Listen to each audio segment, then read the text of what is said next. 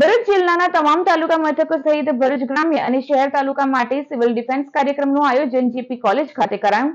તાલીમમાં નાયબ કલેક્ટર નિકુંજ પટેલે ઉપસ્થિત રહી જરૂરી માર્ગદર્શન પૂરું પાડ્યું। તાલીમનો મુખ્ય હેતુ આપાતકાલીન પરિસ્થિતિમાં નાગરિકોને સ્વ બચાવની પદ્ધતિઓથી વાકેફ કરવાનો છે। સ્વરક્ષણથી સમાજ રક્ષણ અને દેશના રક્ષણ કાજે અમૂલ્ય તકનો લાભ લઈ તાલીમમાં જોડાવા માટે તેમણે આહ્વાન કર્યું। પોલીસ ઇન્સ્પેક્ટર GM વાઘેલા દ્વારા યુદ્ધના વિવિધ પ્રકારો અને તેમાં રાખવાની થતી સાવચેતીઓ અંગે માર્ગદર્શન સાથે તાલીમ અપાઈ।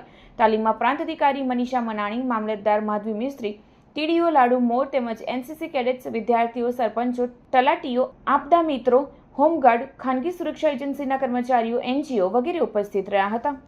ભારત સરકાર અને ગુજરાત સરકારની સિવિલ ડિફેન્સની ગાઈડલાઇન્સ અંતર્ગત ભરૂચ જિલ્લામાં પણ માનનીય કલેક્ટર સાહેબ અને જિલ્લા વહીવટીતંત્રના માર્ગદર્શન હેઠળ આજ રોજ તારીખ 2 જૂન 2025થી 6 જૂન 2025 એમ 5 દિવસ જિલ્લાના કુલ 9 સ્થળો ઉપર સિવિલ ડિફેન્સની તાલીમ શરૂઆત થઈ ચૂકી છે। લગભગ 10 દિવસ પહેલાં આ માટે એક લિંક અને QR કોડ દ્વારા જિલ્લાના તમામ લોકોને રજિસ્ટ્રેશન માટે એક પ્રેસ નોટ પણ આપવામાં આવી હતી। તાલુકા વાઇઝ કુલ ટોટલ 2580 સિવિલ ડિફેન્સ વોલન્ટિયર્સનું રજિસ્ટ્રેશન થયેલું છે।